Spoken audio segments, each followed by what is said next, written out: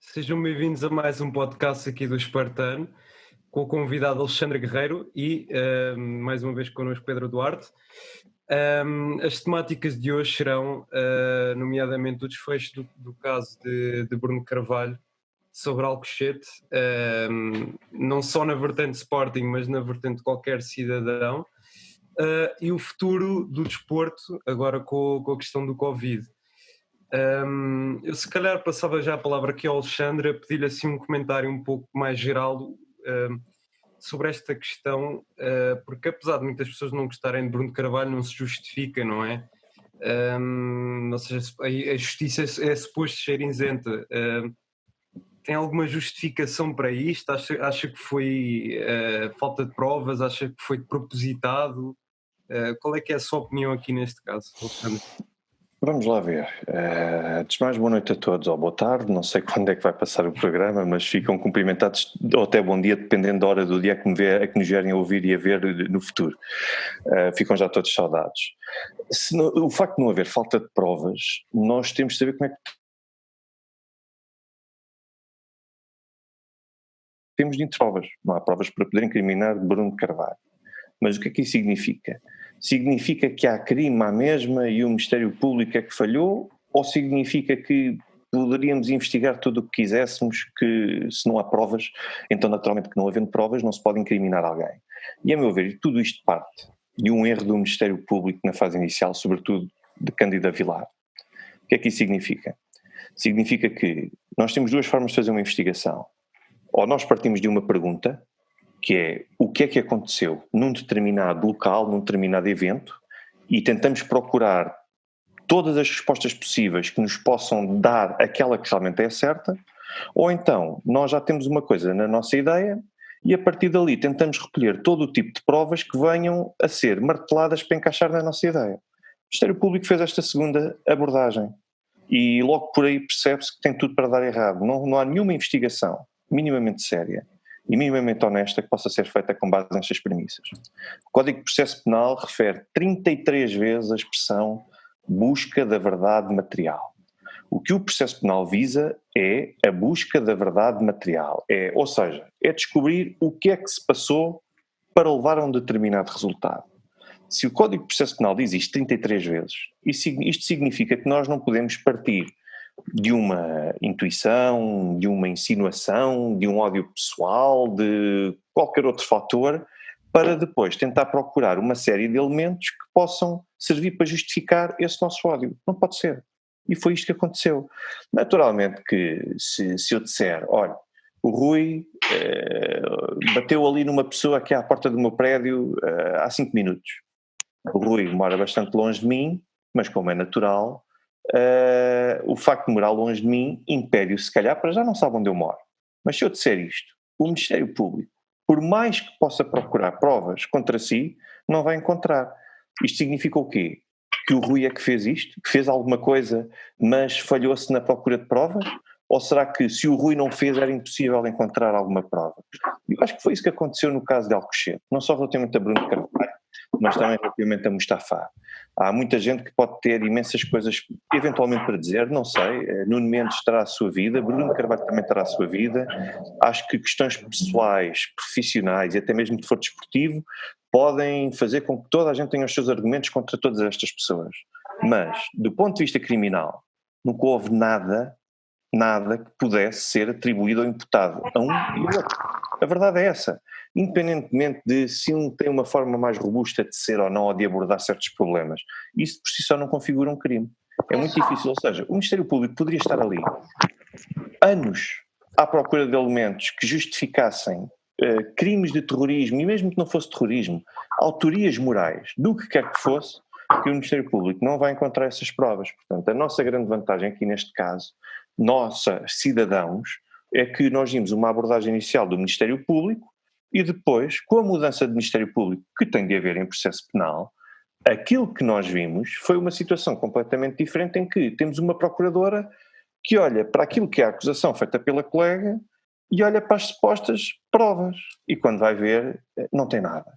E tanto não tem nada que no último despacho da alteração não substancial dos factos, aquilo que aparece é um enquadramento da situação que se passou antes de Alcochete, mas o Tribunal nem sequer vem reprovar moralmente a conduta, porque podia acontecer o Tribunal dizer é reprovável a conduta que o Presidente e que Nuno Mendes tiveram para com os jogadores e com o plantel, mas ainda assim não configura crime. Isto podia ter acontecido.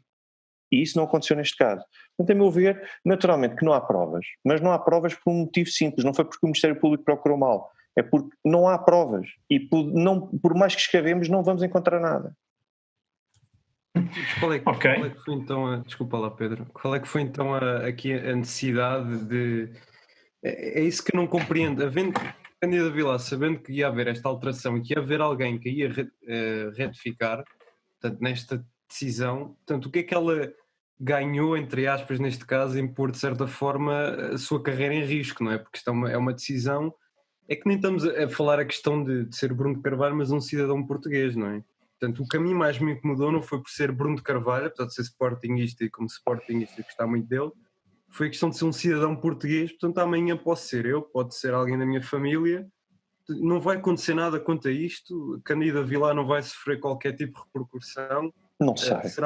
Devemos culpar o Ministério Público, Cândida Vilar, na sua opinião, o que é que... Não sei se não vai acontecer nada, vamos lá ver. E não é que Cândida Vilar soubesse que isto mais tarde ou mais cedo ia ser revertido. Acho que não podemos concluir isso, até porque podíamos calhar com um procurador que, por qualquer motivo que fosse, partilhasse da mesma visão de Cândida Vilar e continuasse a insistir e a patrocinar este tipo de tese. Isso poderia ter perfeitamente ter acontecido nesta situação. Não aconteceu, felizmente. O coletivo também teve uma forma diferente de ver as coisas e a grande verdade é que, a meu ver, a motivação prendeu-se com o momento que nós vivíamos na altura no desporto português em geral. Isto já vinha com um escalar de vários anos e que continua, curiosamente, a verificar-se, e em que nós assistimos a situações de maior tensão entre direções, entre adeptos e até mesmo com jogadores. E esta triangulação de tensão, e depois se alastrava muitas vezes para debates de televisão, onde cada um acabava por, como nós sabemos, por causar ali um ambiente até bastante tenso. Isso acabou por potenciar os acontecimentos que nós vimos, ou seja, a facilitação de um grupo de adeptos que entendeu que estava no direito de invadir uma academia e de cometer aquele ato. Agora, a grande questão é que em março, nós tínhamos visto que em março desse ano houve uma alteração significativa naquilo que aconteceu na vida do Sporting, que foi, Bruno Carvalho teve mais de 90% numa Assembleia Geral para tratar de um conjunto de situações que entre as quais iriam garantir, ou tinham todo o potencial para garantir, maior independência ao clube, maior autonomia, um maior desligamento de outros atores, inclusivamente da banca. Isto significaria que poderia ter como conclusão que o Sporting se tornasse mais dono de si próprio. E quando falo Sporting, falo de sócios, não falo de grupos de interesse.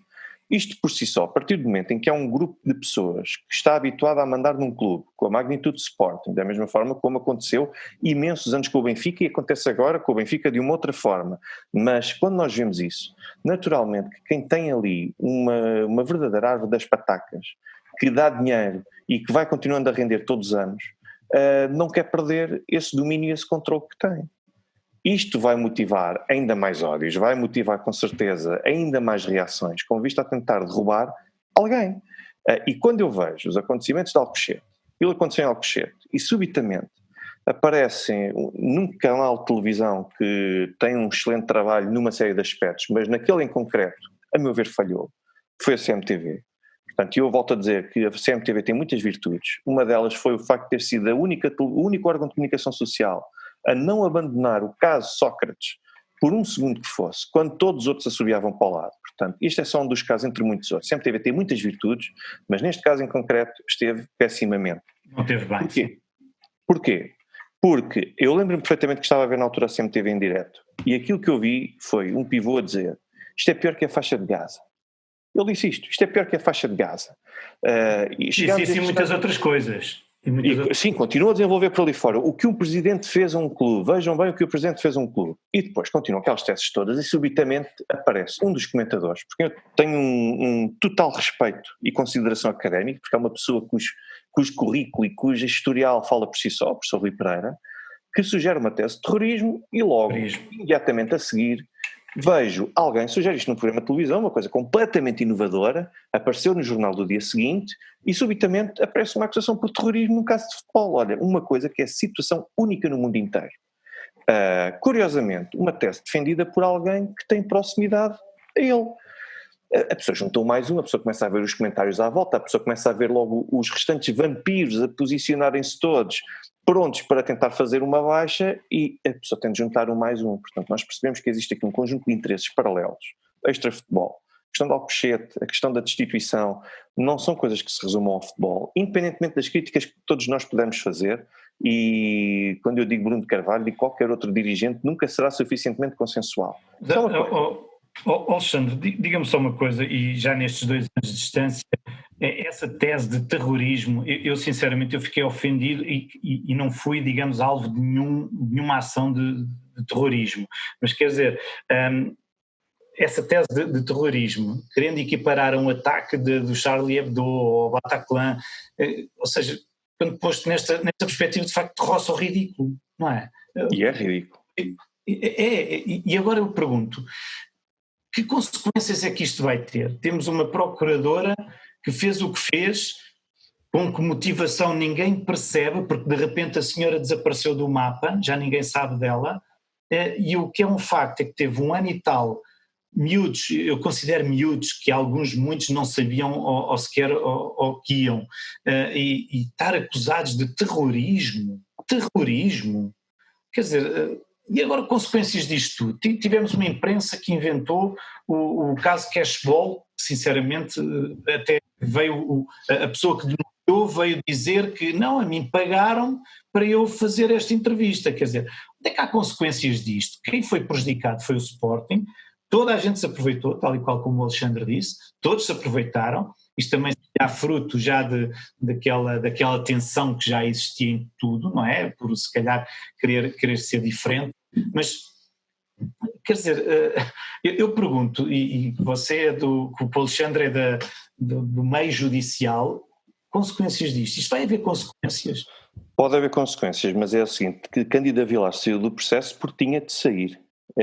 Isso faz parte, é uma regra do processo penal, ou seja, o procurador que inicia o inquérito não pode ser o mesmo ao longo de todo o processo, inclusive da condenação. Portanto, está mesmo feito assim, quando passa a fase de julgamento, é necessário que exista um outro procurador, nem que seja para pôr à prova a tese do Ministério Público, para saber se é suficientemente sólida para ter um outro colega que acompanha. E não raras vezes aquilo que nós assistimos é, de facto, há um inquérito com uma acusação que é deduzida e quando chega ao julgamento, esse outro procurador que acaba por abraçar o processo, acaba por abandonar aquela acusação. Isto acontece. A diferença é que este caso foi demasiado mediatizado, mas com um conjunto de erros, de tal forma grosseiros, que agora E ninguém detectou esses erros e disse assim, alto lá, estamos a ir, terrorismo é um bocadinho demais, vamos lá parar, porque pelo que eu fui seguindo nas notícias, não é? Disseram a determinada altura que, se calhar houve um juiz que decidiu, sim senhora, vamos avançar ou não é? E esse não disse, se calhar, terrorismo se calhar é um bocadinho demais. Vamos lá ver, houve um conjunto de juízes que na fase inicial de inquérito, aquilo que fizeram não foi dizer que estava presente o terrorismo, foi dizer que havia potencial para estar verificado o crime de terrorismo. São coisas bastante diferentes. Ao contrário de Cândida Vilar, que assumia na altura que era terrorismo, aquilo que se disse é que, isto é uma fase de inquérito, logo vamos deixar o Ministério Público trabalhar, manter a pronúncia sobre o crime de terrorismo, para ver se ela consegue provar que há terrorismo. E, quer dizer, nem de perto nem de longe, mas era uma tese mal conseguida, porque era caso único no mundo. Mas não seja porque existem outras normas do Código Penal que podem ser aplicadas neste caso concreto e que simplesmente recusaram aplicá-las a esta situação.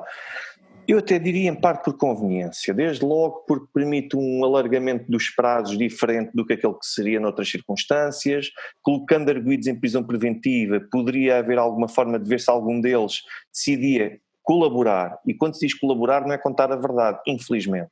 Colaborar, neste caso concreto, é subscrever a tese do Ministério Público de alguma forma, de modo a tentar safar-se. Portanto, existe um conjunto de vantagens nesta questão do terrorismo. Só não existe vantagens para quem foi abrangido por ela. Mas há aqui uma situação. Cada um dos visados como arguidos e que foi prejudicado com esta situação de terrorismo pode tentar uma ação extra contra o Estado por responsabilidade extracontratual pelo exercício da função jurisdicional. Porquê? Porque são situações demasiado grosseiras. Ninguém aplica um crime de terrorismo de ânimo leve como se aplicou numa situação destas. Isto tinha tudo para dar errado. Por isso é que não me surpreendeu quer dizer, podia haver uma outra procuradora que de facto também mantivesse a tese. Mas a única, pelos vistos, que abordou esta situação de terrorismo foi esta. E existe um conjunto de fatores que ajudam a explicar o porquê. E eu já aqui disse, a ligação a um comentador que veio com essa tese, o facto de nutrir um ódio que é claro, com base num determinado presidente e que conseguiu garantir com que ele fosse destituído e tudo mais. Mas é possível colocar naturalmente o Estado em tribunal e responsabilizar a procuradora. Agora, a prova por si só tem de se provar que houve um erro grosseiro da parte dela e os nossos tribunais às vezes são muito resistentes a isso. Portanto, vamos ver. Uma questão, Alexandre, que também achei curioso, foi na altura, portanto penso que se falou na altura, foi um fulano que trabalhava lá dentro e deu a hora de treino e não houve interesse nenhum em ver as mensagens desse sujeito, penso que se chamava Miguel Cardoso, trabalhava lá dentro. Ou seja, não querendo aqui voltar a reabordar estes temas, eu quero perceber porque é que num caso se ignorou, ou seja, não houve uma busca da verdade, houve uma busca a tentar encaixar uma ficção à realidade. Isto também, havendo negligência na investigação, isto não torna um caso um bocado mais sério.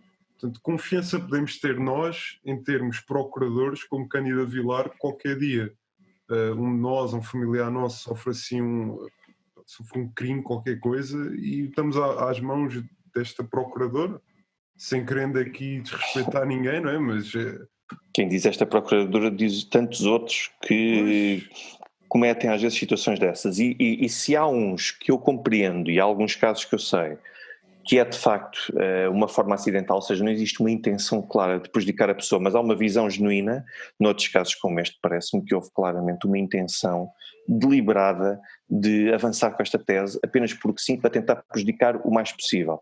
Claro que sim, claro que isso agora uma situação dessas acaba por deixar todas as pessoas sem qualquer poder de resistência, até porque numa fase de inquérito existe ainda trata-se de uma fase embrionária que de alguma forma coloca as pessoas na dependência do Ministério Público ter de provar. E então, como o Ministério Público tem de recolher prova, automaticamente presume-se que talvez possa haver alguma coisa contra essas pessoas e que no fundo o Ministério Público vai recolher os elementos necessários, logo justifica-se quase tudo.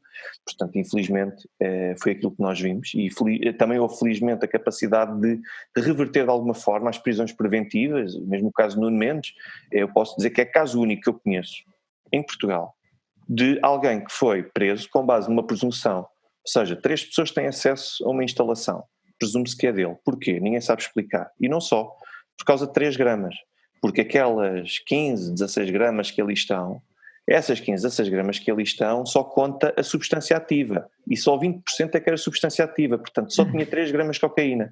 Caso único, de alguém que está preso preventivamente por 3 gramas de cocaína. Ou seja, neste caso a justiça está mesmo abalada, a seu ver, não é? Fugindo agora então para os lados em termos clubísticos, ou seja, há tantos processos a implicar o outro lado, ou seja, o seu clube de coração. Temos o Lex, a Malachau, os e-mails, os vouchers, muitos deles há mais de 2 anos e não se vê nada, ou seja, a motivação, a força com que fizeram para alegar terrorismo. Neste caso, em Alcochete condena-se, prejudica-se um clube, houve rescisões, houve um arrastar de informação, e neste aqui, do outro clube, parece que é tudo, quer dizer, o senhor vai ver acede a computadores de magistrados, com as passwords, dá informação, etc. Depois o outro senhor não era funcionário do clube. Está a perceber? Aquilo que nos custa a nós perceber, e eu a mim como simples cidadão, apenas porque torço por um clube, vejo só porque os outros têm outra cor, quer dizer, nada acontece, nada se passa, e depois temos os miúdos que ficam presos um ano e meio, 2 anos, por terrorismo. Quer dizer, eu próprio eu estou chocado, não é? Porque esta diferença? Olha, desde logo eu acho desde logo que algo acontece no Sporting por um motivo muito simples. Luís Filipe Vieira e Pinto da Costa não têm oposição nos respectivos clubes. Começa logo por aí. Enquanto o Sporting faz-me lembrar um pouco aqueles partidos de esquerda em que cada um quer ter a sua capelinha e ninguém se quer juntar, ninguém se quer unir, e depois é um partido totalmente fragmentado. que não consegue ter expressão eleitoral, porque depois só quem consegue chegar ao poder acaba por estar isolado. E o Sporting é um pouco assim. Quantas oposições é que o Sporting tem? Quantos grupos de interesse, quantas fações? Eu sinceramente não sei, mas sei que são várias. Nunca os contabilizei todos, mas volta e meia ouço um grupo de interesses que emerge e que quer assumir-se como há alguém que depois aparece nas eleições e que não se quer juntar aos outros 3 ou 4 ou 5 candidatos. Quantos candidatos é que Pinto da Costa e Luís Filipe Vieira tiveram nos últimos 10, 15 anos? Se calhar cada um deles teve para aí um e se calhar até de alguma forma, sobretudo Pinto da Costa, mais para poder justificar um ato eleitoral. Mas, Alexandre, independentemente dessa oposição no interior, temos Esta é a vertente desportiva. Exatamente, temos mas esta é a vertente judicial. desportiva. Ou seja, isto justifica, isto te ajuda a demonstrar que se calhar, se Bruno Carvalho tivesse estado sozinho, bem, se calhar realmente até podia ter cometido um ato de terrorismo que, se fosse a única pessoa minimamente que granjeasse à sua volta o apoio maioritário, provavelmente a história ainda lá estaria, mesmo que tivesse cometido um ato de terrorismo, atenção. Que era o que aconteceria com Pinto da Costa e Luís Filipe Vieira. Esta é a vertente desportiva. A vertente judicial... O que acontece, porque o Pinto da Costa também tivemos o caso da frutaria, não é? E agora com o Luís Fora outros. Sim, fora outros, e com o Luís Filipe Vieira são casos sucessivos, em 2 ou 3 anos, quer dizer, são vários casos e... Temos vários casos, mas nós temos de avaliar cada caso concreto. O caso do Etopeira, que é um caso, a meu ver, muito curioso. Porquê? O Ministério Público, se quer incriminar a Benfica SAD, o Ministério Público não pode limitar-se a apresentar meios de prova aparentemente contra Luís Filipe Vieira e depois não indiciar Luís Filipe Vieira de qualquer tipo de crime. Não pode ser. E, aliás, no recurso, que na altura foi apresentado e que, com vista a ver se era também indiciada a Benfica SAD ou não, porque a Benfica SAD depois foi despronunciada no despacho de instrução, que foi no despacho instrutório, que depois foi deduzido mais tarde pela juíza Ana Pérez. E basicamente aquilo que foi dito, e com alguma razão, foi aquilo que eu já tinha dito há muito tempo, que é: ou nós vamos só para o Paulo Gonçalves, sobre quem existe realmente esta matéria toda que acaba por demonstrar o comportamento que ele teve, ou então, se nós queremos ir para a Benfica SAD, então nós não podemos ir só para a Benfica SAD. Nós temos de ir também para o Presidente, porque temos mails a dizer, ok, sim, ok, então mas quem é que vincula? Vamos lá ver uma coisa, quem é que vincula a Benfica SAD? Uma coisa é nós termos alguém que se dirige a um conjunto de outras pessoas e que está em representação constante e permanente da Benfica SAD. Mas quem é que são as pessoas que verdadeiramente vinculam? É que isto do ponto de vista jurídico às vezes custa às pessoas para acreditar. Quem é que são as pessoas que verdadeiramente vinculam uma empresa, uma SAD? São os seus dirigentes. Nem para quem pede responsabilidade são eles, até para atos dolosos, não é? Até, pronto, ou seja, o que eu estou a dizer é que, na altura, esta acusação deveria, pelo menos nesta primeira fase, ter incluído também Luís Filipe Vieira. Mesmo que se chegue ao fim, afinal a prova não se foi suficiente, o que se quiser, mas não se pode ficar a meio caminho, ou seja, vou incriminar a Benfica SAD, mas a pessoa que verdadeiramente vincula a Benfica SAD fica de fora. E a meu ver, não sei se foi falta de coragem, se foi inexperiência. Sei que aquela acusação que nós tínhamos na altura daquele Ministério Público, aquilo pareceu uma acusação feita em cima do joelho, uma acusação para despachar, uma acusação de quem tinha pouco prazo. Portanto, não me surpreendeu aquele desfecho. E depois quando eu vi o acórdão da relação proposto na altura pelo juiz Rui Teixeira, também não me surpreendeu.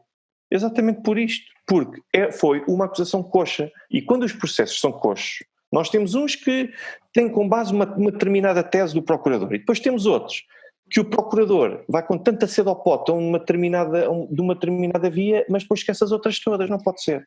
E o Etopeira falhou em grande parte por causa disso. Portanto, isso, a meu ver, vai correr bem em praticamente toda a linha ao Benfica. Claro que se calhar ao Paulo Gonçalves não será assim, mas pronto. Depois temos um conjunto de outros processos também que estão aqui pendentes e que nós temos de perceber quais são as normas incriminatórias. A questão dos vouchers, por exemplo. Nós temos de perceber o que é que a lei considera como crime de corrupção. E não está em causa um dever moral ou uma infração moral, porque isso, se estiver isso em causa, não está necessariamente um crime. E depois temos de perceber ainda, em última análise, se mesmo havendo um crime de corrupção, se teve como base influência direta num jogo específico e não apenas uma situação abstrata. Porque se for uma situação meramente abstrata e não for incidência sobre um ou dois jogos específicos, então nós quando falamos de tirar pontos ao clube, de fazer qualquer outro tipo de punição, então nós aí temos de descartar essa hipótese. Não se aplica. Portanto, nós temos uma lei feita em termos genéricos para não punir, mas neste caso está a incidir sobre o Benfica, mas se calhar em outras circunstâncias poderia incidir sobre outras normas sobre outros, mas a lei está feita para não punir. Nós podemos ver logo que quanto a esta questão de Alcochete, se realmente fosse um crime de terrorismo, eu digo-vos, avancem então com o terrorismo, mas eu lembro-me que 5 meses antes, no Vitória de Guimarães, houve exatamente igual. A invasão, sim. Eu digo-vos outra coisa, ainda não... Os adeptos do Porto que invadiram os treinos dos árbitros. Essas duas situações, eu posso-vos garantir uma coisa, se eu enquanto cidadão quiser, se o Ministério Público quiser, pode avançar neste momento com um inquérito por crime de terrorismo, porque ainda não prescreveu. Por que motivo é que não o fez até hoje? Logo por aqui estamos conversados. Portanto, os outros, há processos que nós temos de perceber se são espécie cashball, que são fazer queixa contra alguém e denunciar alguém, qualquer um pode fazer, mas apresentar meios de prova que permitam condenar essa pessoa é mais complicado. O caso Lex, já estamos a falar de uma situação completamente diferente, porque o juiz Rui Rangel, de facto, tinha aquele benfiquismo cego e temos de ver caso a caso, aquilo que tem de ser visto caso a caso em cada um destes processos é ver se houve ou não intenção e se houve mão ou não, de alguma forma, do Benfica nisto. Porque se não houver, se existir, em termos teóricos, apenas um adepto ferrenho, que é o Rui Rangel, a tentar beneficiar o seu clube do coração, sem que o seu clube do coração fique demonstrado que esse clube expressamente o pediu, então em termos de prova, e quem trabalha com tribunais sabe perfeitamente disto, nós não podemos ter uma insinuação. A prova indireta é a coisa mais perigosa que nós podemos ter. E nós vimos isso no caso de Rosa Grilo, em que o suposto amante dela ficou em liberdade. E ficou em liberdade porquê? Porque havia prova indiciária, ou seja, nós podemos presumir não havia provas concretas. Não havia provas concretas. Portanto, é extremamente perigoso. E quem trabalha com justiça, vocês puderam ver o caso da Alcochete, quase em sistema de Big Brother, mas é o que acontece no dia-a-dia na justiça. A inexistência de provas concretas pode levar a uma condenação, mas depois depende que tipo de advogados é que se tem, depende também que tipo de juiz é que está por trás, quais são as afinidades dele ou não, portanto depende de um conjunto de fatores. Mas nós estamos a ver... Está-me a dizer que isto afinal é por quem conhece ou quem não conheces. É, exato. A questão do sorteio dos juízes, eu já denunciei essa situação. Na altura ainda na TV24, 2 vezes. Expliquei como é que o esquema se fazia. É uma fantasia acreditar que o sorteio de juízes é totalmente transparente. Não existe. Há formas de o manipular. Sem Benfica, com Benfica, sem Benfica, vamos ver o caso Sócrates, nós vemos ver um conjunto de situações caricatas e todas elas coincidência e a forma como elas terminaram. Quer dizer, se eu sobrecarregar muito um determinado conjunto de juízes, com certeza que vão sobrar uns outros quantos que se calhar vieram de férias prolongadas ou até de baixa e que acabam por ter a cota disponível para receber esses processos e fora muitas outras formas que há para conseguir contornar. A justiça infelizmente é isso e aliás foi por causa de ser um pouco com base em quem se conhece que eu também me desmotivei muito para a advocacia e foi por isso também que decidi sair. Porque era um esforço inglório, era a vida de pessoas que estavam ali em causa, eu vi o que é que as pessoas passavam e não adianta ter razão, interessa é ter força.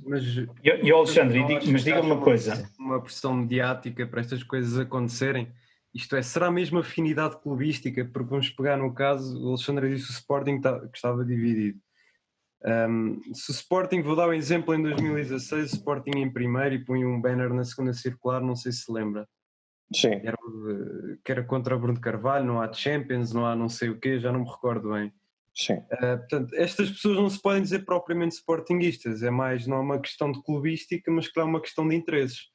Portanto, há pessoas que ignoram isso, claramente. E não tanto clubística, mais mediática? Depende, lá está. A pressão dos mídia faz. Portugal é um país muito pequenino, começa por aí. O mundo empresarial tem todas ligações basicamente diretas ou indiretas uns aos outros, pelo menos os principais. Depois, quando nós vamos ver, as ramificações tendem-se para um conjunto de outras pessoas e de influências. É muito fácil chegar à justiça, é muito fácil chegar a uma outra área. Muitas vezes não é... Há também, por exemplo, uma outra situação, que o que é que distingue uma situação em que a pessoa realmente é comprada para tomar uma determinada decisão e aqueles em que a pessoa não é comprada, mas acaba por ser subserviente porque reconhece que de alguma forma pode agradar ao terceiro. Eu dou um exemplo. Há uns tempos o Ivkovic deu uma entrevista ao Tribuna Expresso, que eu não sei se vocês leram, E ele falava na altura que as arbitragens, quando jogavam contra o Porto, e eu não estou aqui a querer desviar o assunto para o Porto, eu só dei este exemplo porque ele deu mesmo este exemplo. Ele disse na altura, quando o Sporting jogava contra o Porto, que sentia que os árbitros eram o que os brasileiros dizem puxa-saco.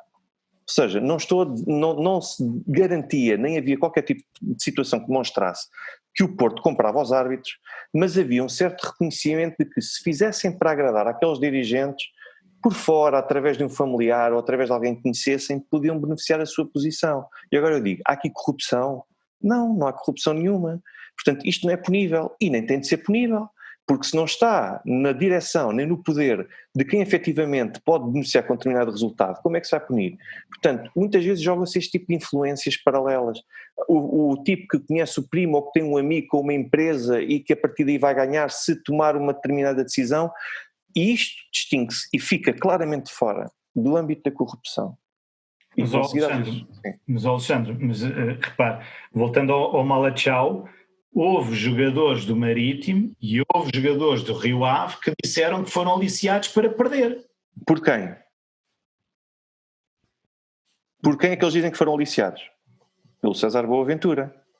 E eu agora pergunto, o que é que é importante para conseguir determinar se realmente o Benfica está por trás disto ou não é demonstrar que, ponto número 1, que o Benfica deu instruções a César Boaventura para poder aliciar os jogadores. E vocês podem dizer, então mas o que é que o César Boaventura ia ganhar com isso? Juridicamente não é isso que está em causa. Juridicamente o que tem de estar em causa é algum elemento que permita determinar e provar concretamente que foi o Benfica que deu aquelas instruções ou que sugeriu que se César Boaventura fizesse daquela forma, então que iria tirar contrapartida disso. Então, mas é assim, mas já toda a gente sabe que foi ele que deu a mala. Então, mas porquê é que esse senhor continua até a vangloriar-se no Facebook e nisso? Então, mas sabemos o nome, porquê é que não se vai atrás desse nome? Qual é? Pois, isto agora já é uma questão de interpretação do procurador titular do processo. O procurador titular do processo é que tem de justificar porque é que interpreta as declarações daqueles jogadores daquela forma. Isto agora pode dever-se a vários fatores. Desde logo, porque o procurador não se quer meter por aí e sente que vai arranjar problemas, seja com quem for, porque o procurador sente que os jogadores não têm idoneidade no depoimento que fizeram e que poderiam ter um outro tipo de motivação, não sei. Isso agora só o procurador é que o sabe. A meu ver, se existe um depoimento que seja considerado como verosímil e que podemos efetivamente confiar naquele depoimento, então tem de haver consequências. No mínimo tem de haver uma constituição como arguido das pessoas visadas, digo eu. Agora, daí a estabelecer para o Benfica ou para outro clube, como vocês percebem, tem de se demonstrar que o César Boaventura representava o Benfica. Como é que isso vai fazer? Alguém tem uma ideia? É que eu sinceramente não sei, com base naquilo que é conhecido. Não sei se o Ministério Público tem neste momento, por uma questão de estratégia, algum tipo de prova, algum tipo de diligência preparada. Não se consegue provar que, com base em 2 ou 3 transações realizadas com o Benfica e com o facto de ele ser benfiquista, foi o Benfica que o contratou e que o recrutou para o representar no processo de aliciamento. Sim, isso é preciso provar, mas isso só depois se ele quiser, não é? Alexandre, eu tinha só aqui uma questão antes de avançarmos deste tema que estamos a avançar, que era, portanto, se esta questão, pegando também na parte da instituição e na parte de pessoa, portanto Sporting e Bruno Carvalho, que foi, se ocorre uma destituição e uma expulsão cujos justificativos foi uma quebra de estatutos que não ocorreu, foi ter mandado Alcochete, que não aconteceu, portanto, se for com base em pressupostos que não são verdade, mas a questão que, pronto, toda a gente sabe, mas ninguém faz nada, que é aldrabarem os votos, toda a gente sabe que isso aconteceu, mas a minha questão aqui é, o que é que, portanto, vão chegar aqui e vão dizer, tudo bem, isto aqui foi nulo, mas e agora? Tudo o que aconteceu aqui aconteceu com, em princípio, de um ato de boa-fé, ou temos de voltar tudo para trás, ou o que é que temos de voltar para trás? Portanto, a presidência de Varandas não é legítima? O trabalho de Sousa Sintra não é legítimo? Não, de todo. Não se pode concluir isso. O que é que se pode fazer? É assim, o percurso que Bruno Carvalho vai ter de fazer para conseguir regressar ao clube, Bruno Carvalho tem duas soluções. Ou tem a via pacífica, digamos assim, a via diplomática política, que é a de fala com um conjunto de pessoas para que estas venham promover a sua reintegração numa Assembleia Geral específica, como vocês sabem, para sócios que foram expulsos, isto é possível fazer, ou então tem a solução litigiosa, por várias razões, ou porque ele entende que por ali não vai conseguir os 75% dos votos, ora porque ele entende que não deve ir por ali por uma questão de orgulho. Tem a fase litigiosa. Para que a fase litigiosa corra bem, é preciso ele vencer uma série de etapas e tem de fazer um percurso muito grande que tem de ser realizado, tem de ser bem sucedido, sem qualquer tropeção em qualquer obstáculo pelo caminho. Porque se tiver alguma tropeção, corre logo tudo mal e o processo fica empatado a meio e já não corre bem. Eu acho difícil que, mas uma conclusão eu retiro já, mesmo que ele venha a ser bem sucedido, todas estas etapas que o esperam pela frente e que vão demorar bastante tempo, porque juridicamente vão demorar bastante tempo, nem sequer é um processo prioritário, mas vão demorar bastante tempo, mesmo que isso tudo aconteça, a presença de Frederico Varandas é sempre legítima. Sempre legítima. Houve um tribunal que reconheceu na altura que o presidente da mesa seria ainda Jaime Marta Soares, convocou eleições, teve na altura ainda a presença de Sousa Sintra, tudo isso é legítimo, ou seja, não há atos que vão ser anulados, mas não seja por um princípio elementar, é que se tudo fosse declarado nulo, o próprio clube nesta altura seria tremendamente prejudicado. Quer dizer, não se podem anular negócios jurídicos onde a expectativa de terceiros foi colocada em causa e de repente ignorar tudo e agora vamos voltar outra vez ao dia 23 de junho de 2018 e vai continuar e a presidência vai ser atribuída a Bruno Carvalho. Isso não vai acontecer. Digo já, com 100% de certeza, não vai acontecer e neste momento é legítima a presença de Frederico Varandas, não tenho a menor dúvida em afirmá-lo, uma vez que o Tribunal reconheceu que as autoridades eram aquelas, a partir do momento em que o Tribunal reconhece, bem, não há nada a fazer. Agora, o que é que se pode fazer? Há várias etapas que podem ser ultrapassadas, nomeadamente a do reconhecimento de que os pressupostos da expulsão e da destituição e até mesmo da suspensão de Bruno Carvalho e de outros membros da direção que foram ilegais, e isto pode permitir, por exemplo, partindo do princípio que aquele caminho muito grande que eu falei vai correr tudo bem, permitir com que seja anulado, por exemplo, o processo disciplinar.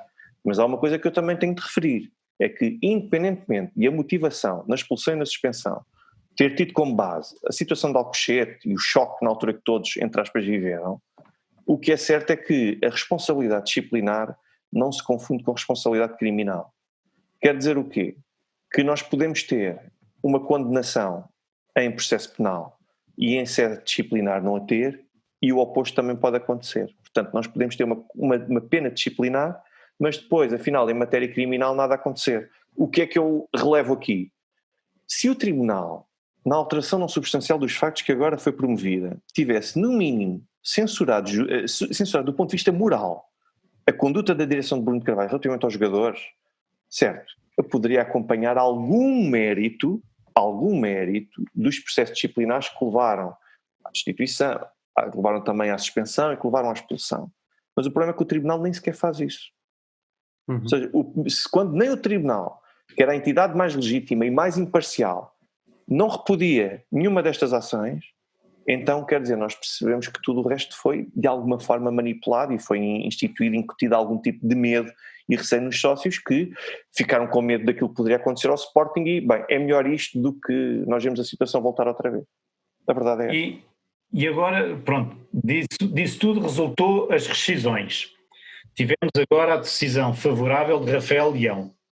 Tivemos aqui já o Juan Dias, que escusou-se a comentar essa situação por motivos óbvios. Mas como é que pode o Sporting conseguir cobrar esses 16 milhões e meio? Há duas formas. Nós não conhecemos qual é o contrato celebrado entre o Rafael Leão e o Lille e agora com o Milan. Desconheço se tem algum tipo de cláusula de solidariedade que faz com que, em caso de uma eventual condenação, que seja imputado ao Rafael Leão, que o clube que com ele assina contrato assuma. Eu duvido que um clube queira assinar uma cláusula destas, ainda por cima falando-se de milhões, como era o caso, e que um clube se arrisque voluntariamente a entrar na lotaria de ter de pagar 5 milhões, 20 milhões, 50 milhões, no caso até era 45 milhões, que era o valor máximo da cláusula de rescisão. Nenhum clube vai querer entrar nisto, mas, não sei, pode estar lá no contrato essa cláusula de solidariedade. Se não estiver, os 16 milhões vão ter de ser pedidos ao Rafael Leão. O Rafael Leão corre o risco de ter os bens penhorados. Pois, e não ser mais ninguém. ter de passar os bens todos para o nome de alguém para ele não ser penhorado, como muita gente faz neste país. Claro, exato. Agora, a coisa que ele não pode fazer, o vencimento dele como jogador não o pode passar a ninguém. Pois. Mas aí também só vão a 20% ou 30%, é assim. Não. A única coisa, de acordo com a lei portuguesa, aquilo que tem de ser garantido é pelo menos o valor. A sobrevivência dele, não é? Pois, mas depois há uma coisa que é o valor do salário mínimo, atenção. Mas depois nós temos de ver se o tipo tem uma mansão. Nós não podemos permitir com que um credor fique prejudicado porque o indivíduo quer manter um estilo de vida bastante elevado. Vai ter de ser ajustado. Claro. Portanto, mas no caso, o Sporting tinha safado boa, pá. Eu não entendo aqui segundo o Bernardo Ribeiro, não é? Portanto, agora safámos de boa, agora já não, agora temos que pagar, agora... Quem escreve os artigos e as peças, quem os assina é que tem de justificar a posição, mas eu continuo a achar que é curioso que Frederico Varandas e Sousa Sintra mantiveram integralmente em toda a linha, que é outra situação caricata e que até ajuda no processo disciplinar de Bruno Carvalho. Então vamos lá ver, o presidente teve um conjunto de comportamentos com o exterior e com os jogadores e com toda a gente, mas depois nas ações de rescisão, as ações que na altura foram ainda postas em tribunal sob a presença de Bruno Carvalho, acabam por ser confirmadas em toda a linha pelas presidências subsequentes. E entre os argumentos utilizados está que aquilo que o presidente quis fazer, na verdade, não foi agredir os jogadores, não foi ofendê-los, pelo contrário, foi tentar motivá-los. E deram vários exemplos, o caso do Mourinho, entre muitos outros, de intervenções mais robustas que servem para motivar. Ora, quando até o próprio clube, depois da destituição, continua a manter esta visão, então digam-me qual é a legitimidade para conseguir destituir e para expulsar um sócio nesta qualidade. Portanto, a meu ver, não se justifica. Sim, tem esse direito, não é? E Alexandre, e no caso agora das rescisões dos contratos, que agora temos toda a gente a pedir indenizações de 10, 20%, o Braga agora está a pedir 20% do Batalha, no caso de ser vendido.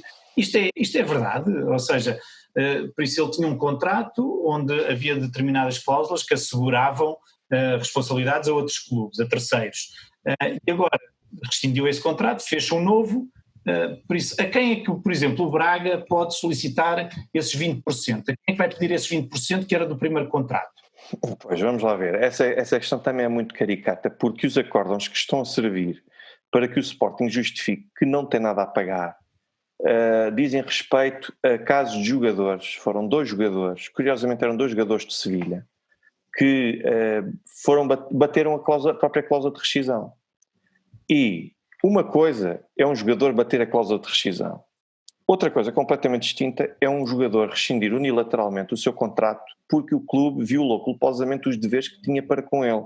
São realidades completamente distintas. Eu ainda a semana passada escrevi para o site do Bruno Carvalho um artigo sobre isso, onde dou conta de uma situação na Rússia em que o clube foi obrigado a pagar o valor equivalente, não era das mais-valias, mas era o 15% de uma futura transferência, porque entendeu-se que mesmo apesar de haver um segundo contrato, na altura houve uma situação arranjada pelo próprio clube que levou a que esse segundo contrato fosse celebrado. Ou seja, o meu entendimento, e eu desconheço qualquer outro acórdão que possa minimamente ser aplicado a esta situação, é que se o clube esteve na origem do motivo que levou à rescisão do contrato e depois à renovação, à celebração de um novo contrato, então o clube não pode querer tirar dividendos de uma situação que ele culposamente criou.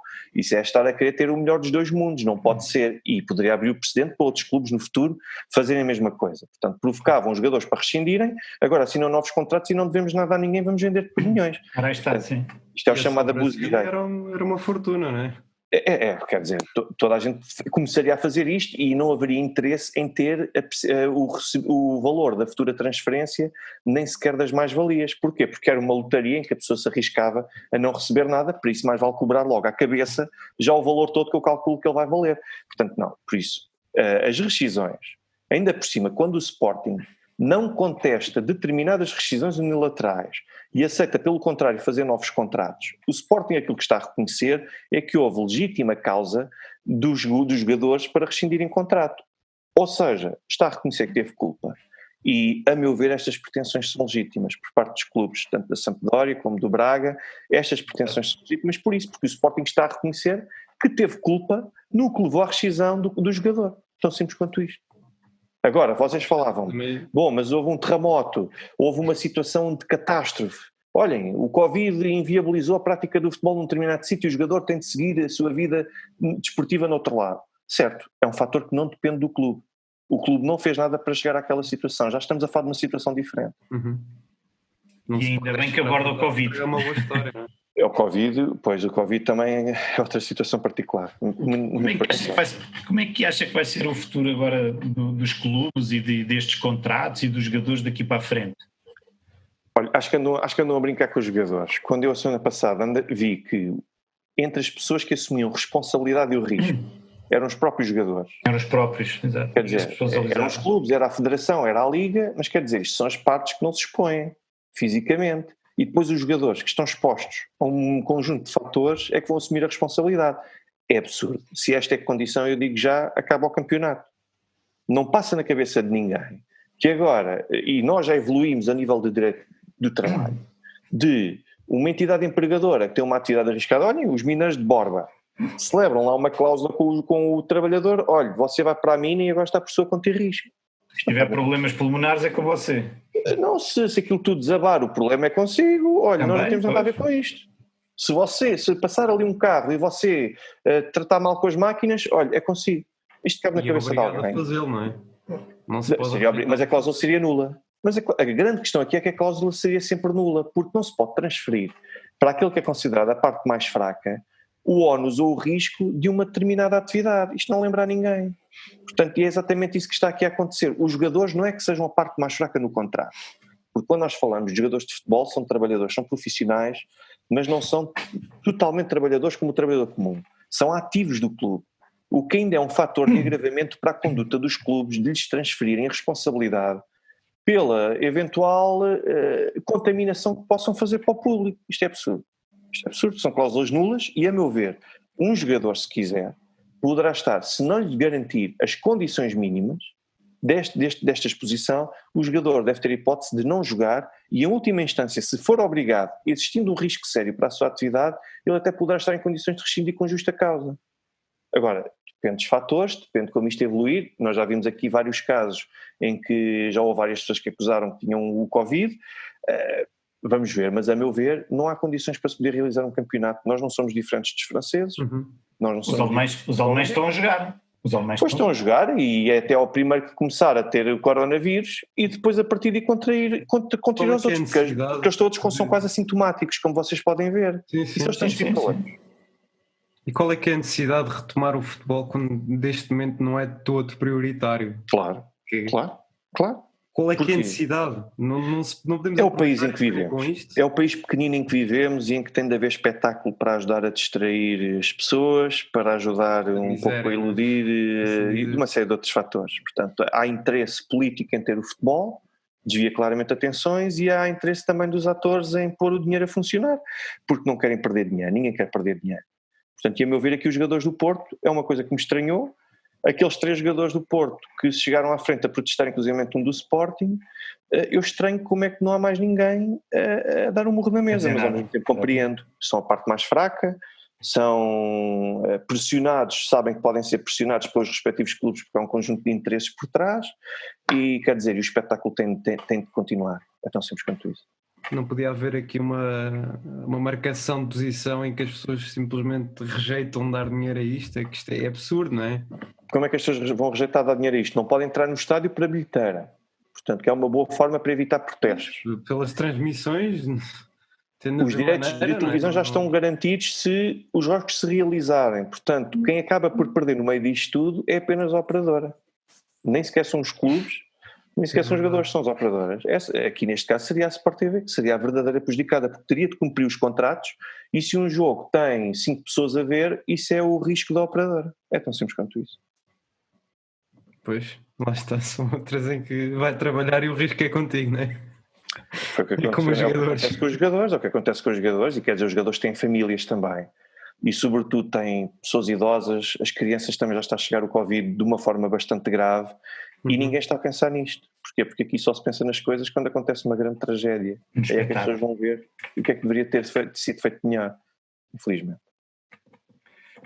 Em termos do nosso presidente de um PMAG, que foi bastonário da Ordem dos Advogados, para desviar agora um bocadinho a atenção do Covid, para nos cingirmos novamente aos problemas reais também, sem ser da sociedade no seu geral. Ou seja, um bastonário que foi da Ordem dos Advogados, que faz uma gestão das AGs e interpreta de maneira os estatutos, ou seja, rasga as partes que não lhe interessam, expande as suas competências, os seus estatutos, diz que os tribunais ele é que sabe o que é válido e o que é que não é válido, para se votar a instituição destes órgãos sociais ele não aceita as AGs pedidas pelos sócios, inventa ali 1001 argumentos, ou seja, o que é que pensa de uma atitude de um ex-presidente da Ordem de bastonário, não é? Que foi o bastonário da Ordem? O que é que acha desta atitude destes 2 anos que não houve os sócios, não defende os sócios, está ali a fazer não sabe bem o quê? Olha, eu antes de mais tenho de frisar que pessoalmente não tenho nada contra Rogério Alves, nunca troquei uma palavra que fosse com ele pessoalmente, não tenho nada enquanto pessoa a atacar, isto fica aqui bem claro para aquilo que eu vou dizer a seguir. Não tenho nada contra a pessoa, sobretudo que eu não conheço. Mas como bastonário, não é por acaso que esteve lá há pouco tempo, não é por acaso que não ficou lá há muito tempo. E eu cruzei-me com ele enquanto advogado, cruzei-me com um dos vários bastonários com os quais me cruzei, foi ele. Portanto, e também não tinha ficado satisfeito, e não foi por acaso que Marinho e Pinto acabou por vencer depois, com toda aquela pompa e circunstância com que venceu de forma categórica, sobretudo pelos advogados que se sentiam prejudicados. Mas isto acaba, se calhar, um pouco por demonstrar que quando a pessoa é sujeita a um escrutínio efetivo, se não se apresenta quem quer ser déspota ou quem acha que cria as regras com base na forma como acorda num determinado dia, tem os dias contados.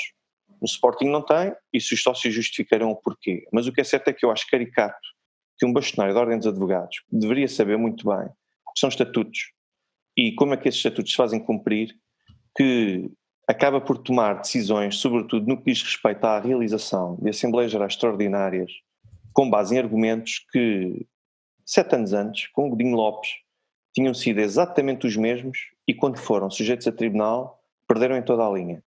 E eu ainda vos digo mais, na altura Godinho Lopes tinha aquele que é capaz de, um parecer daquele que é capaz de ser o maior civilista português, o professor Menezes Cordeiro, um professor brilhante, e mesmo assim perdeu a causa, na altura, se bem se lembram. Aquilo que eu vi agora Rogério Alves fazer foi ignorar outra vez os estatutos, como se fez na altura, e invocar os mesmos argumentos, os mesmos pareceres, as mesmas posições doutrinárias, sem tirar nem pôr, que na altura, em 2013, perderam todas, 2012, 2013, eu não me recordo o ano. Ou seja, isto é claramente alguém que sente que tem o poder todo na mão e que nada lhe acontece, portanto que nada lhe vai ser feito. Mas isto aqui só há uma forma de poder reagir a isto, é os sócios. As pessoas não se podem esquecer, quem tem voz são os sócios. Há pessoas que às vezes vêm ter comigo e que me dizem: bom, mas aquilo que fizeram a Bruno de Carvalho, eu gostava de votar numa alternativa, e agora aquilo que o Rogério Alves faz, eu pergunto, é sócio de Sporting? Deixa de pagar cotas. Desculpe, esquece, não vale a pena. Se a pessoa deixa de pagar cotas, a pessoa recusou-se a ter voz na vida do clube. E há ainda uma situação curiosa, é que se as pessoas forem pagando cotas, como vocês sabem, até melhor que eu, à medida que os anos passam, aumenta o vosso poder. Número de votos, sim. Ou seja, têm tudo a ganhar em continuar a ser uma voz no clube, porque acabam por poder opor-se a este tipo de situações. Em vez da próxima de juntarem o equivalente a 1000 votos, podem juntar 2, 3, 4 mil. Isto tem impacto. Isto é um impacto significativo do que andarem ali a tratar das coisas todas pela rama e tudo ali, não sei, um pouco à tira, não é? Não pode ser. E mesmo em contexto eleitoral. Uhum. Eu acho engraçado, o Alexandre conhece mesmo muito bem a vida do Sporting, os estatutos do Sporting, as ideias do Sporting, por isso começou na TVI como comentador do crime, de repente começou sempre a interessar-se pela vida desportiva e aqui do Sporting. É alguma paixão mesmo sua, apesar do seu coração ser vermelho, o porquê esta sua paixão por dar voz a estes casos todos? Olha, é o momento. O que é que o move? O que me move é muito simples. Em primeiro lugar, tenho de esclarecer que eu, na altura, não pedi na TVI para comentar casos nenhuns de futebol. Sim, não. Mas eu quero esclarecer isto, para as pessoas não pensarem que eu fiz questão de... Estou a dizer é que depois começava a ver os seus twitters, fomos expandindo. Repara uma coisa, eu tive uma particularidade, é que fui desde o primeiro dia, para já desconfia bastante imediatamente da situação do cashball. E se forem procurar os meus registros, sim. Eu não sei se ainda está disponível o programa do dia em que foi conhecido o caso Cashball, que foi o dia do ataque à academia, que eu tive uma intervenção na altura pública sobre o processo, sobre essa situação, em que coloquei logo em perspectiva uma série de situações. E atenção, não está relacionado com qualquer tipo de motivação pessoal. E depois eu fui desde o primeiro dia a pessoa que sempre afirmou que a questão de Alcochete era uma farsa, sobretudo a forma como estava constituída. Claro que quando nós temos estas intervenções públicas, vão-se juntando mais pessoas à nossa volta a tentar dar apoio, a tentar seguir-nos, sobretudo no Twitter. Eu nem era particularmente ativo no Twitter até pouco antes. Antes de Alcochete já estava ativo no Twitter, mas houve uma altura em que eu estava desligado do Twitter. E quando nós temos várias pessoas, olha, então mas o que é que se passa se acontecer isto? Mas o que é que se passa se acontecer aquilo? E nós pegamos no momento do Sporting e acabamos por comentá-lo, é natural que as pessoas depois nos venham seguir cada vez mais porque nós falamos daquele tema e nos venham pedir mais informação. Ora, isto é um pouco o efeito bola de neve e uma pescadinha de rabo na boca, porque se as pessoas me seguem, as pessoas me pedem para falar do Sporting, eu ao falar do Sporting trago mais seguidores. E esses seguidores vêm pedir para falar do Sporting, nunca mais saímos daqui. É uma bola de neve. É uma bola de neve, mas atenção, há um conjunto de aspectos. Eu próprio às vezes digo, não, eu não vou falar do Sporting porque senão as pessoas dizem que eu estou sempre a falar do Sporting. Eu só falo do Sporting, das situações que entendo que justifiquem que eu falo do Sporting. Há uma série delas, inclusive, por exemplo, desta gestão de Frederico Barandas, que se vocês repararem que eu nem sequer me pronuncio. Para já, porque acho que do ponto de vista jurídico não são contestáveis. Depois, porque acho que são situações que cabe aos sócios do Sporting avaliar. A menos que sejam situações que eu entenda que sejam grosseiras. Eu tento fazer a mesma coisa relativamente ao Benfica, e volto e meio atento. Mas o impacto não é o mesmo nem de perto nem de longe. É logo abafado. Não. É não há assim, seguimento. Eu já nem digo pôr os gostos, já nem digo partilharem os meus tweets, mas quando eu falo do Sporting, desde o início que eu falo do Sporting, eu não sei se é disso, não sei, se é a malta do Sporting que é mais ativa, há muito mais interação com os do Sporting do que os do Benfica, e os do Porto então nem vale a pena, porque os do Porto é só insultos. Eu tenho uma longa lista de bloqueios no Twitter, que já excede as 2-3 centenas, e posso dizer para aí que 80 ou 90% deles são todos adeptos do Porto, por motivos simples, porque uma coisa é discutir os temas, outra coisa é ameaçarem, dizerem que me dão um tiro, ameaçarem a minha família, ofenderem-me. Eu tenho isso tudo guardado. Portanto, pessoas que não concordem comigo, e que do Porto, e que venham dizer, olha, mas então e sou assim assado, há uma série de pessoas do Porto que eu tenho desbloqueadas. Por isso, são pessoas corretas, são pessoas que sabem discutir. Agora, a esmagadora maioria dos restantes que estão bloqueados podem crer que ou me insultaram, ou me ofenderam, ou tentaram desconversar, ou tentaram desenquadrar, ou ameaçaram. Pronto, o clássico foi esse, de me ameaçarem darem-me um tiro, quando foi aquela situação do Marega, por exemplo. Mas pronto, portanto, é só por isso. Mas quando eu falo do Benfica, eu não tenho a mesma reação que tenho quando falo do Sporting. O conjunto de interações que tenho. Os do Benfica são muito mais desligados, não sei, ou então... Porque ganham, se calhar, e a máquina também é diferente, a máquina de publicidade... A estrutura é diferente. A estrutura de Benfica e Porto é diferente. E eu noto que mesmo entre adeptos do Porto, não é que quando aparece uma voz crítica é silenciada, mas eu noto que acaba por ter o mesmo tipo de reação do que quando eu sou uma voz crítica sobre o Benfica. A reação dos adeptos do Porto é muito semelhante. Eu acho que isto pode ter a ver com a estrutura. E depois já está com o facto de ganha. O facto de ganhar coloca nos adeptos uma menor necessidade de cobrar. As pessoas não querem saber. As pessoas não querem saber. O Sporting é diferente. O Sporting está numa situação delicada há imensos anos. E depois esteve muito perto de ganhar várias vezes, mas não ganhou. Eu continuo a dizer que se aquela bola do Ruiz contra o Benfica tivesse entrado, eu acho que ainda hoje o Sporting teria sido completamente diferente. Completamente diferente. E Alexandre, temos de discordar um pouco. Eu não acho que tenha sido a bola de Ruiz. Eu acho que independentemente do que acontecesse, o Sporting não ia ganhar esse ano. Mas isto já somos nós que somos sportinguistas, não é? E também vemos as coisas de outra maneira. Não é? Mas isso é especulação. Eu estou a apresentar um facto concreto. É que se aquela Sim, bola é do Rui se verdade. calhar entrar, o Benfica não passava para a liderança do campeonato, e aliás eu até vos digo, para vocês verem qual é que é a minha vantagem, o meu interesse se calhar em ver um Sporting diferente. Eu olho para este Sporting sinceramente, quando o Benfica joga, eu vejo o Benfica a jogar contra Aleijados, é o mesmo que estar a jogar contra uma equipa do meio da tabela, não tem interesse, não tem... Eu nunca mais me esqueci desse caso, da bola do Ruiz e do gol do Mitroglou. Mas ainda no outro dia me perguntei, então o Benfica ano passado deu quantos ao Sporting? E eu, acho que o Benfica foi dar 4-1, não, foi 4-2, pronto. Ou seja, e é uma vitória categórica contra um rival, mas não é a mesma coisa. Não é a mesma coisa. Além de que, se o Sporting for forte, eu quero que o meu Benfica seja mais forte ainda. Eu não quero que o Benfica seja o menos mau de todos. Não tenho interesse nisso, porque depois vão lá fora e é aquilo que toda a gente vê. Alexandre, só para terminar, uma última pergunta. Via-se a trabalhar no meio desportivo? Depende do cargo.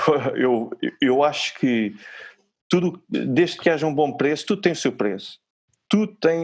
Literalmente tudo tem o seu preço. E eu acho que pelo preço correto e pela causa e com as pessoas certas, porque não é só uma questão de dinheiro, pela causa certa e com as pessoas certas, acho que me via sem dúvida. Porque não há pior do que um profissional estar neste meio e estar por sua conta e risco. Quer dizer, é um peão a sacrificar-se para as investidas do inimigo. Não, para isso não. Tem de ser um grupo muito bem coeso e que possa amparar. Ok. Alexandre, foi ótimo esta conversa consigo. Gostámos muito. Tínhamos muito mais para falar. Agradeço a sua disponibilidade. Talvez numa outra altura, claro que sim. faremos. E agradeço do fundo do coração as suas palavras e a sua... Foi um prazer estar convosco e também agradeço o convite e olhem, quando for necessário, cá estarei novamente. Ok, muito obrigado, Alexandre. Um abraço. Um abraço para todos. Boa noite.